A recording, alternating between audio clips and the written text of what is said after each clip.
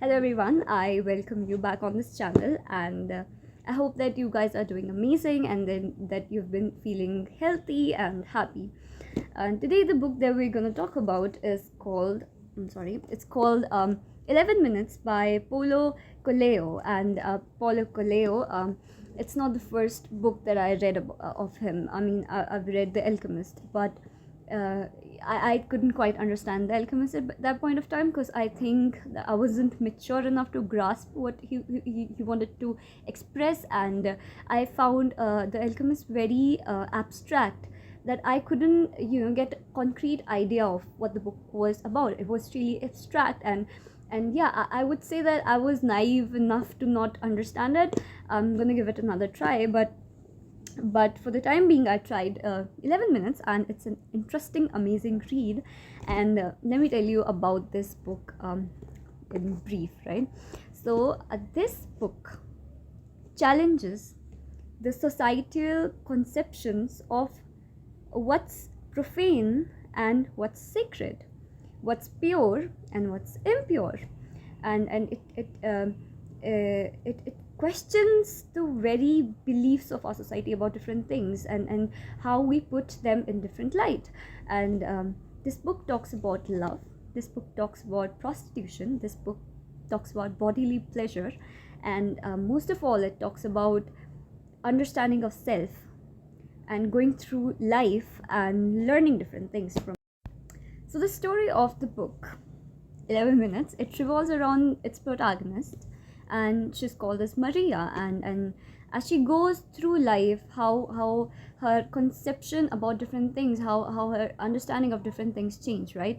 But what is more is, this little girl is obsessed with the idea of love. She romanticizes the whole idea, and as she goes through life and as she goes through heartbreak, which is very natural, this obsession with love, it turns into disappointment, and she finally believes that, what, like, this is not for me, love is not for me. I'm gonna go through life, I'm gonna meet people, I'm gonna meet boys and stuff, but I'm not gonna give them my heart. So our protagonist here, she's out of the idea of love, and now she wants to live her life. She wants to go out of a small town and she wants to go to Rio. And after reaching Rio, she gets this offer to reside in Switzerland, and she goes there in Switzerland. And this is the story of how this girl from a little town, she gets into prostitution, and as she gets into prostitution, she learned different things about human psychology. She learns that maybe the bodily and physical things are much more how do I say, insignificant than what is called a connection of soul. But she's into the whole thing. I mean, prostitution is about body and sexual pleasure, right?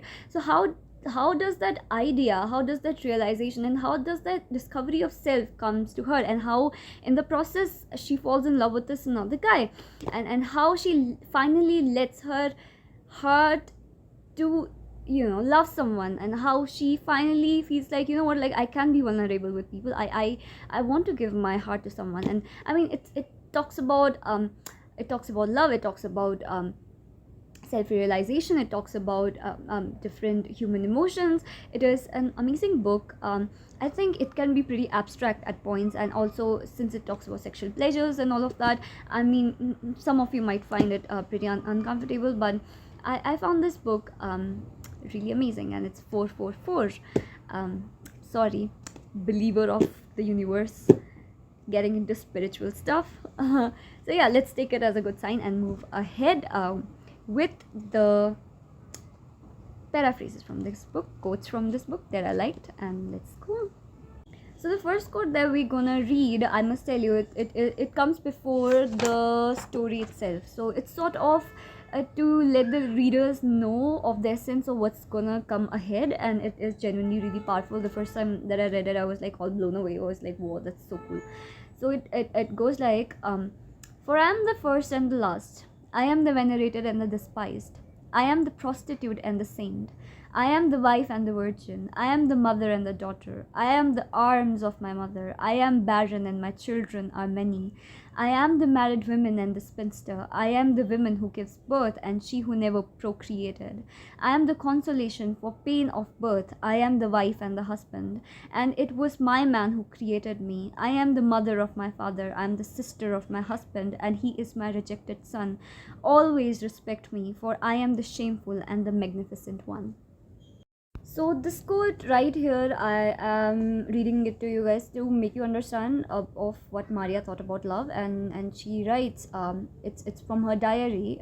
She writes, "My aim is to understand love. I know how alive I felt when I was in love, and I know that everything I have now, however interesting it might seem, doesn't really excite me. Although my aim is to understand love, and I suffer to think of the people whom I gave my heart." So it's I mean, very natural. When you're in love, everything seems really dreamy, everything seems amazing, everything, I mean, you are in a different frequency, right? So that's exactly what she's talking about. She knows how alive she felt when she was in love, and now that she isn't in love, she feels that however interesting things around her are, I mean, she don't really find it as amazing as she found simple things when she was in love. Very natural. So that she's exactly telling us that my aim is to understand love. So although she has rejected the very idea of loving someone, she knows and she wants to know about love. Now we're going to talk about this one quote which I really liked. It says, "All my life I thought of love as some kind of voluntary enslavement. Well, that's a lie. Freedom only exists when love is present. The person who gives him or herself wholly is the person who feels the freest, and is the person who loves the most wholeheartedly. And the person who loves wholeheartedly feels free. It hurt when I lost each of the various men that I fell in love with. Now, though I am convinced that no one loses anyone, because no one owns anyone. That is the true experience of freedom, having the most important thing in the world without owning it." As our protagonist said, that no one loses anyone because no one technically owns anyone. So, and that's the most truest, freest feeling ever, to have the most important thing in the world without owning them. And I think that that is also a form of love, and I feel that it's really true when you are seeing your person going out, you are seeing them growing as an individual, you're seeing them that they're meeting with people who might be so much more amazing than you are, but you are there but at a distance, not owning them and not telling them that you are mine, but just feeling this feeling in your heart that whatever you do, I know that I love you, and I'm so proud of you. I'm so proud of the person that you're becoming, and I truly wish that you become the person that you always wanted to become. You are your own person. You're meant to fly high. You are meant to evolve, and you are meant to be without any restriction.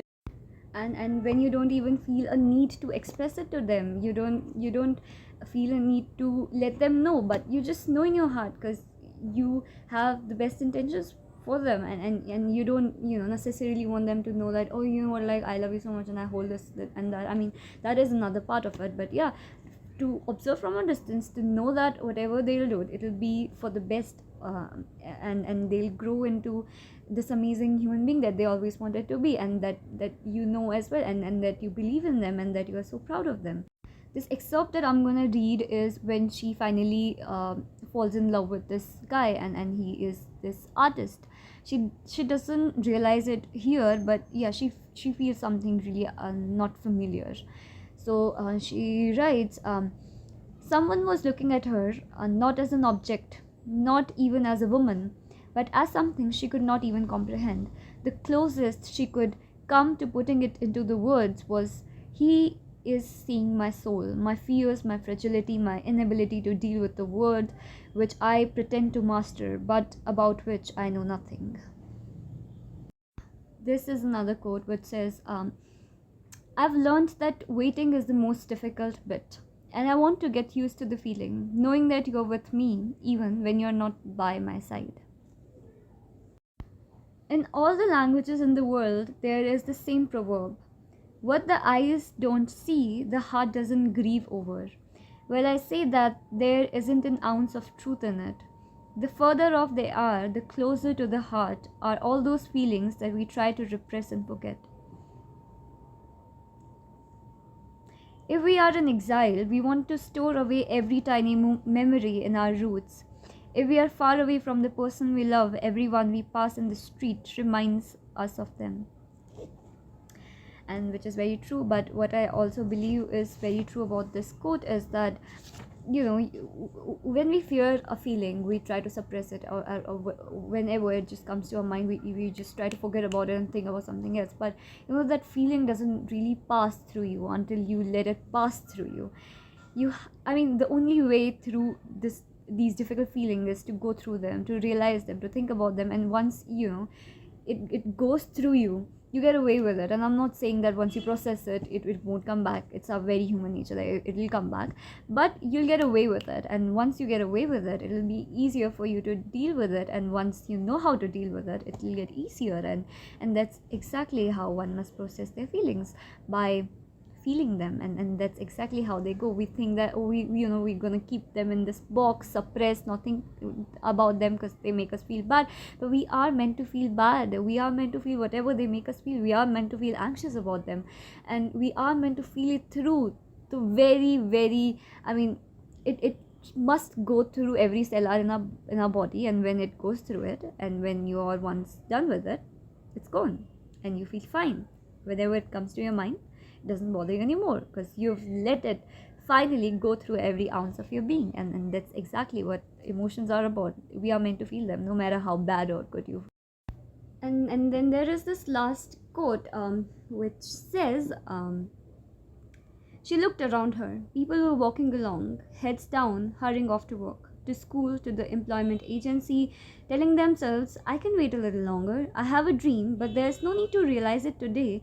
Besides, I need to earn some money. Of course, everyone spoke ill of her profession, but basically it was all a question of selling her time like everyone else, doing things she didn't want to do like everyone else, putting up with horrible people like everyone else, handing over her precious body and her precious soul in the name of a future that had never arrived like everyone else, saying that she still didn't have enough like everyone else, waiting just a little bit longer like everyone else, waiting so that she could earn just a little bit more, postponing the realization of her dreams. So yeah, this is all about the book. Paulo Coelho and his writings are really astonishing, and provide a very different perspective about things, about love, the perspective of love and prostitution and sex. Everything is just really abstract, really amazing, something that is not very monotonous with the societal standards, but something that's unique, that's nice. You can read it if you want a different perspective of it. So I think it's genuinely amazing, and one can go for it. I want you all to be amazing. I want you all to do the things that brings a certain joy, a certain feeling of abundance to your soul. I hope you all are in peace with whatever is going on in your life. And if there is something that you're afraid of, and you feel anxious about it, let it take its time. It will take its time, and then you'll start to heal. And I don't want you guys to avoid it in any way or something, but I want you to feel it. I want you to recognize it. I want you to let it go through yourself, and then you'll finally find that you are free from it. And I want you to align yourself with whatever you want to do in your life. The last quote that I talked about, where the protagonist was talking about people doing things that they don't want to do.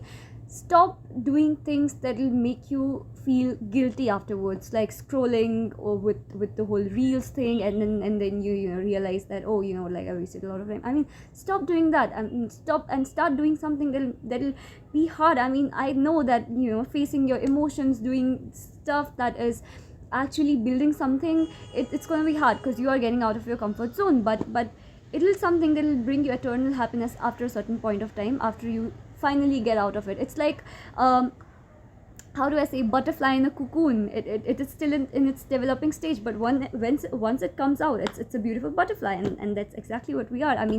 Always feel lively, always feel good about yourself. Never let any circumstance make you feel like, oh, you know what, like maybe I'm not good enough, and maybe I'm what other person sees me as. No, you are your own individual, and always think highly of yourself, and always be proud of the journey that you have. And that is all. I am a certified motivational speaker. I get it, but I want you all to be happy, and I love you all. Lots and lots and lots of love to you. And again, as Rumi said, whatever you do, wherever you are, be in love, guys. So be in love.